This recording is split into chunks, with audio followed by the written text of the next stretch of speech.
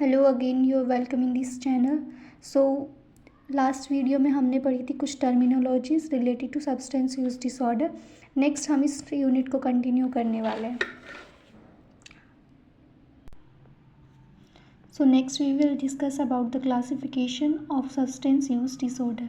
तो हमने जो क्लासिफिकेशन किया है सब्सटेंस यूज डिसऑर्डर का, वो किसके अंडर किया है? ICD-10 के अंडर। जो ICD-10 है वो क्या है? International statistical classification of disease, जो कि WHO ने क्या किया है, जितनी भी हमारी डिसीज़ कंडीशन है उनको क्लासिफाइड किया हुआ है इस बुक में। और जो 10 है वो 10th एडिशन है इस बुक का।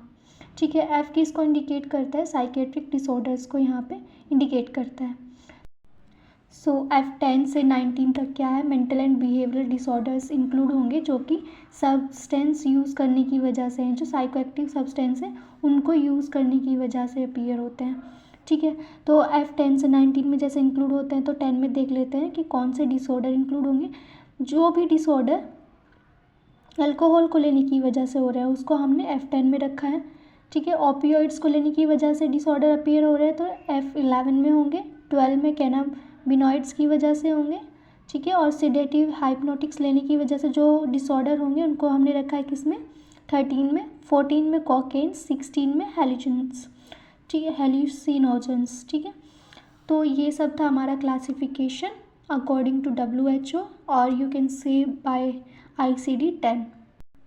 सो नेक्स्ट हम डिस्कस करेंगे aetiological factors in psychoactive substance use.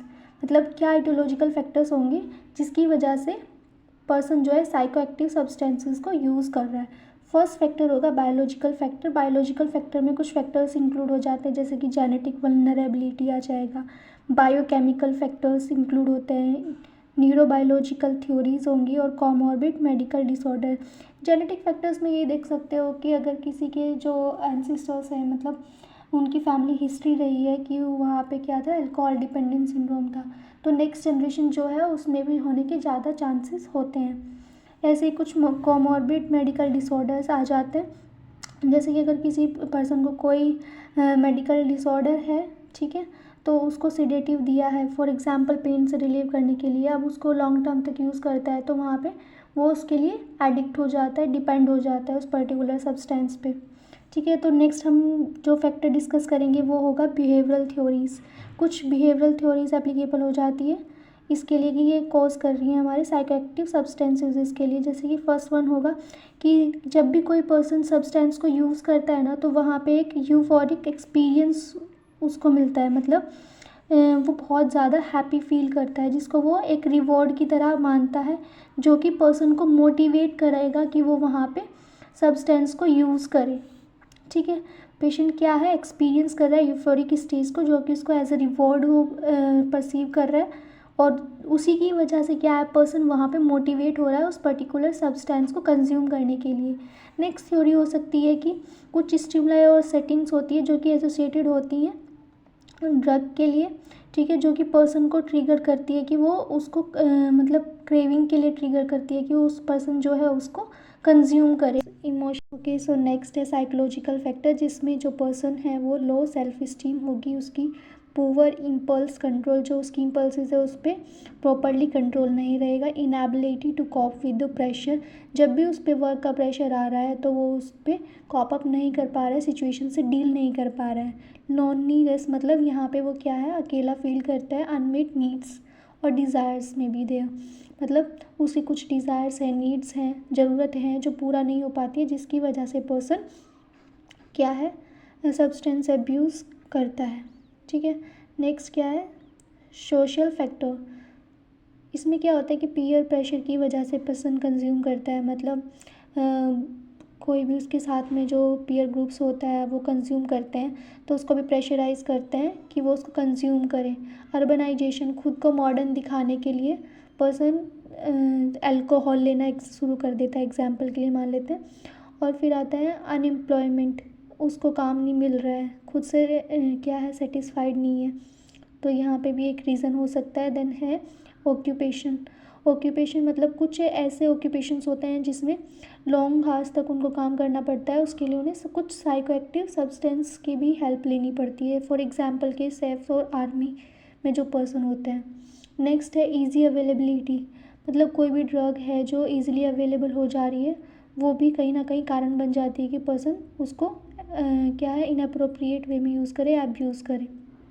जैसे कि ईजिली अवेलेबल हो रही है तो मतलब डॉक्टर्स उसको प्रिस्क्राइब कर रहे हैं, जैसे कि बेंजोडाइज़ेपाइन है, कुछ डिसऑर्डर्स में इसको डॉक्टर्स प्रिस्क्राइब करते हैं लेकिन पर्सन क्या है उसका एडिक्ट हो जाता है, तो फिर क्या है वो उसको मालाडेप्टिव पैटर्न में यूज़ करेगा। ठीक है, नेक्स्ट होगा can brought legally without prescription, मतलब कुछ ऐसे मेडिकेशंस होते हैं, सब्सटेंस होते हैं जिनका हमें प्रिस्क्रिप्शन की भी रिक्वायरमेंट नहीं होती, वो हमें ईजिली वहाँ पे मिल जाती है। ठीक है, तो नेक्स्ट है हमारा साइकेट्रिक डिसऑर्डर, जिसमें डिप्रेशन और एंजाइटी एंड अदर डिसऑर्डर्स भी इंक्लूड हो जाते हैं जो कि साइकेट्रिक से रिलेटेड होंगे। सो नेक्स्ट है अल्कोहल डिपेंडेंस सिंड्रोम। इसमें क्या होता है कि पर्सन ना अल्कोहलिक बेवरेजेस को कंज्यूम करता है, उस पॉइंट तक कंज्यूम करता है जब तक कि वो उसके इंडिविजुअल पे या फिर सोसाइटी को अफेक्ट करना या डैमेज करना शुरू ना कर दे, या फिर इंडिविजुअल और सोसाइटी दोनों को डैमेज करना ना शुरू कर दे। ठीक है, कुछ आता है कि फिर अल्कोहल की प्रॉपर्टीज़ क्या होती हैं। सबसे पहले तो यही बताएंगे कि ये क्लियर कलर्ड लिक्विड होता है, जो इसका टेस्ट है वो स्ट्रॉन्ग बर्निंग टेस्ट है, एब्जॉर्प्शन इसमें बहुत रैपिडली होता है if we compare to the elimination. Elimination होता है लेकिन वो बहुत लेट होता है अगर इसके एब्जॉर्प्शन के कंपैरिजन में। इंटॉक्सिकेशन क्या होता है कि जो 80 to 100 mg concentration of alcohol पर 100 ml ऑफ ब्लड। ठीक है, 100 ml ब्लड में 80 to 100 mg अगर कंसनट्रेशन है अल्कोहल की तो हम उसको इंटॉक्सिकेशन बोल देंगे। टॉक्सिक क्या होता है 200 से 250 mg पर 100 ml ब्लड। यहाँ पे क्या होगा, पेशेंट स्लीपी और कंफ्यूज्ड रहेगा। ठीक है, थर्ड स्टेज हो जाती है इसमें कि कॉन्शियसनेस कब लॉस होती है, जब हमारे पर 100 ml ब्लड में 300 mg क्या है यहाँ पे अल्कोहल हो।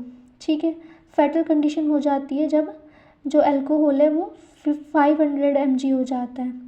ठीक है, नोट इसमें ये है कि जितने भी हमारे सिम्टम्स है, वैसे तो कॉमनली हमने पढ़ा ही है कि इंटॉक्सिकेशन में ये होगा, टॉक्सिक में ये, लॉस ऑफ कॉन्शियसनेस इतने लेवल पे होगी, लेकिन फिर भी हर एक पर्सन में जो सिम्टम्स है वो डिफ़र करते हैं कि उसकी टॉलरेंस कितनी है, क्योंकि हर एक पर्सन की जो टॉलरेंस है वो डिफरेंट होती है।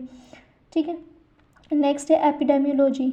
एपिडेमियोलॉजी में क्या है कि 40% हॉस्पिटल एडमिनिस्ट्रेशन जो होते हैं वो एसोसिएटेड होते हैं ड्रग और अल्कोहल की वजह से। 25% ऑफ ऑल हॉस्पिटल डेथ्स होती हैं। सो नेक्स्ट है ICD-10 criteria for alcohol dependence. ठीक है, देख लेते हैं कि ICD ने क्या क्राइटेरिया दिया है। तो पहला है कि strong desire to take substance, person में बहुत ज़्यादा स्ट्रॉन्ग अर्ज होगी कि वो उस पर्टिकुलर सब्सटेंस को कंज्यूम करे। डिफ़िकल्टी इन कंट्रोलिंग, अपने आप को कंट्रोल करना उसके लिए बहुत ही ज़्यादा डिफ़िकल्ट होगा। नेक्स्ट है फिजियोलॉजिकल विड्रॉवल स्टेट, अगर वो अल्कोहल को छोड़ देता है तो एक फिजियोलॉजिकल स्टेट क्रिएट हो जाती है जिसमें बॉडी में कुछ सिम्टम्स अपीयर होंगे। ठीक है, डेवलपमेंट ऑफ टॉलरेंस, जो उसकी टॉलरेंस है वो इंक्रीज़ हो जाएगी। जो सिम्टम्स उसको 100 mg पर 100 ml ब्लड में आ रहे थे वो उसको 200 में आने लगेंगे, तो ये क्या हुआ, डेवलपमेंट हो गया उसकी टॉलरेंस में। नेक्स्ट है persisting with substance use despite clear evidence of harmful consequences, मतलब क्या है, पेशेंट ने बहुत सारे कॉन्सिक्वेंसेस देख लिए हैं अपनी लाइफ में, फिर भी वो अपनी जो बिहेवियर है सब्सटेंस को कंज्यूम करने का उसको कंटिन्यू वहाँ पे रखेगा। अल्कोहल को लेने की वजह से क्या साइकेट्रिक डिसऑर्डर्स हमें अपीयर होंगे। फर्स्ट है हमारा एक्यूट इंटॉक्सिकेशन। एक्यूट इंटॉक्सिकेशन क्या है, जब पर्सन क्या है कि यहाँ पे अल्कोहल को कंज्यूम कर रहा है या कंज्यूम कर लिया है, जस्ट आफ्टर जो सिम्टम्स अपीयर होंगे इंजेक्शन के, उसी को हम एक्यूट इंटॉक्सिकेशन बोलते हैं। ठीक है, इसमें क्या होता है कि मालाडेप्टिव बिहेवियर हो जाता है और साइकोलॉजिकल चेंजेस आने शुरू हो जाते हैं। एग्जाम्पल के लिए क्या होता है, इनअप्रोप्रिएट सेक्सुअल और अग्रेशन बिहेवियर। विड्रॉवल सिंड्रोम, इसमें क्या है ना, पर्सन रैपिडली डिक्रीज़ कर देता है अल्कोहल के अमाउंट को कंज्यूम करना, जिसकी वजह से कुछ सिम्टम्स प्रोड्यूस होते हैं, जो कि फर्स्ट वन है हमारा सिंपल विड्रॉवल, जिसमें mild tremors, nausea, vomiting, anxiety, irritability and insomnia होगा। सेकेंड वन है डिलीरियम ट्रीमर्स। इसमें क्या होगा, 2 से 4 दिन तक जब पर्सन हैवी अल्कोहल को छोड़ देता है, एब्सटिनेंस कर देता है, तो वहाँ पे सिम्टम्स अपीयर होंगे। एग्जाम्पल के लिए वहाँ पे क्लाउडीनेस ऑफ कॉन्शियसनेस हो जाएगा, डिसओरिएंटेशन हो जाएगा, हेलुजन्स उसको आने लगेंगे, तो ये सब इंक्लूड हो जाएंगे डिलीरियम ट्रेमेंस में। अल्कोहल इंड्यूस्ड एमनेस्टिक डिसऑर्डर, इसमें मेमोरी से रिलेटेड डिसऑर्डर देखने के लिए मिलेंगे हमें, जिसमें क्रॉनिक जो अल्कोहल यूज़ करते हैं, मतलब लॉन्ग टर्म से अगर अल्कोहल का यूज़ कर रहे हैं तो वहाँ पे विटामिन बी की डेफिशिएंसी हो जाती है, थायमिन की, जो कि रिस्पॉन्सिबल होती है एमनेस्टिक डिसऑर्डर्स के लिए। तो पहले आएगा इसमें वर्निक सिंड्रोम। वर्निक सिंड्रोम में क्या होता है, जो 6 क्रेनियन नर्व होती है हमारी, उसमें पैल्सी हो जाती है। कोर्साकॉफ सिंड्रोम में क्या होगा, ग्रॉस मेमोरी डिस्टर्बेंस हो जाएगा, मतलब जो जनरल थिंग्स है ना उसको अभी याद नहीं रहेगी। For example date, time, place, name. Confabulation, मतलब मेमोरी में गैप आ जाएगा, और जो मेमोरी गैप होगा उसको फॉल्स इन्फॉर्मेशन से वो पर्सन फील कर देगा। नेक्स्ट है हमारा अल्कोहल इंड्यूस्ड साइकेट्रिक डिसऑर्डर। अब साइकेट्रिक डिसऑर्डर क्या होने वाले हैं, जैसे कि suicidal behaviour, mood disorder. Mood disorder में आ जाएंगे डिप्रेशन और एंजाइटी। डायग्नोसिस की कैसे हम डायग्नोस करने वाले हैं, तो फर्स्ट टेस्ट जो हम कराएंगे वो होगा CDT, कार्बोहाइड्रेट डेफिशिएंट ट्रांसफेरिन। इसमें क्या देखते हैं कि जो पेशेंट का प्रोग्रेशन है ना टूवर्ड्स एब्सटिनेंस, वो हम मॉनिटर कर सकते हैं। देन नेक्स्ट होगा GGT, जिसमें गामा ग्लूटामाइल ट्रांसफेरेज को देखते हैं, जो कि एक एंजाइम होता है, लीवर का एंजाइम होता है, और ये अल्कोहल से बहुत ज़्यादा सेंसिटिव होता है। अगर पर्सन ने अल्कोहल कंज्यूम किया है लॉन्ग टर्म से, तो जो GGT का लेवल है वो भी हमें एलिवेट मिलता है इसमें। नेक्स्ट यूरिन टॉक्सिकोलॉजी करा सकते हैं, लीवर फंक्शनिंग टेस्ट स्टडीज़ करवा सकते हैं, और जो मेन चीज़ है कि यहाँ पे क्या है, ICD-10 क्राइटेरिया देखेंगे डायग्नोस करने के लिए। ठीक है, ट्रीटमेंट इसमें क्या होने वाला है कि फर्स्टली हमारे पेशेंट को हमें क्या करना है, काम कर लेना है। इन पेशेंट में जो हिस्ट्री कलेक्शन करेंगे, फिजिकल एग्जामिनेशन करेंगे, डिटॉक्सिफिकेशन करेंगे। डिटॉक्सिफिकेशन क्या होता है, इसमें ना जो हमारे विड्रॉल सिम्टम्स के कॉम्प्लिकेशंस होते हैं उनको मैनेज करना होता है, जिसमें हम जो ड्रग ऑफ चॉइस है उसको हम बेंजोडाइज़ेपाइन्स यूज़ कर लेते हैं, और मोस्ट कॉमन जो ड्रग यूज़ करते हैं वो हमारे डाइज़ेपाइन्स इसमें यूज़ कर लेते हैं। तो नेक्स्ट है हमारा साइकोथेरेपी, जिसमें हम यूजुअली कॉग्निटिव बिहेवियर थेरेपी देते हैं। जो पेशेंट का कॉग्निशन है उसको चेंज करना होता है, बिहेवियर को चेंज करना होता है। आउट पेशेंट ट्रीटमेंट में क्या होगा, कुछ मेडिकेशंस हम इसमें प्रोवाइड करा देंगे, जो कि 3 ड्रग्स होती हैं स्पेशली, जो कि अप्रूव्ड हैं। सो फर्स्ट मेडिकेशन है हमारी नलट्रेक्सोन। नलट्रेक्सोन क्या है, ऑरली अवेलेबल है, इंजेक्टेबल फॉर्म में भी अवेलेबल है। ठीक है, ये हेल्प करती है कि अगर पेशेंट को अल्कोहल डिपेंडेंस हो चुका है तो उसका रिडक्शन करें मॉडरेट एंड सीवियर केसेस में। जो ड्रग होती है इसको हमें तब नहीं देना होता है अगर पेशेंट ने 7 to 10 डेज़ के अंदर नारकोटिक्स को यूज़ किया है। नेक्स्ट है एक्म्प्रोसेट। इसमें क्या होता है कि पेशेंट के ब्रेन को काम करने के लिए हम मेनली इसको यूज़ करते हैं, और पेशेंट क्या है जो उसकी क्रेविंग है वो रिड्यूस हो जाए इसलिए देते हैं।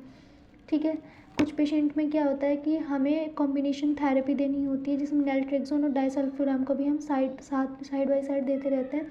ठीक है, ग्रेटर बेनिफिट्स के लिए। और एक्म्प्रोसेट अलोन जो हम देते हैं वो इतना बेनिफिट नहीं करेगी, अगर हम कॉम्बिनेशन थेरेपी में दे रहे हैं then it will be more beneficial. Next है डाइसल्फोराम। इसमें क्या है, it is use to help overcome alcohol consumption, मतलब जो अल्कोहल कंजप्शन कर रहा है पर्सन उसके ओवरकम करने के लिए यूज़ की जाती है। कुछ ड्रग्स होती हैं जिसकी प्रॉपर्टीज़ होती है कि वो अल्कोहल के साथ में ना इंटरेक्ट कर जाती है और वहाँ पे डिस्ट्रेसिंग साइड इफ़ेक्ट्स प्रोड्यूस करती है। तो डाइसल्फोराम भी क्या है, उनमें से ही एक होती है। डाइसल्फोराम क्या करेगी, कॉज कर देगी flushing, headache, nausea, vomiting person में, अगर वो डाइसल्फोराम लेने के बाद में अल्कोहल को कंज्यूम करता है तो। ठीक है, कुछ साइकोलॉजिकल थेरेपीज़ हम यूज़ कर सकते हैं, cognitive behavioural therapy, motivational, interviewing, group therapy, aversive therapy. Thank you for watching this video. I hope you have cleared your all doubts whatever you had before. Still, if you have any doubt, then you can ask in the comment box. I will try to clear that.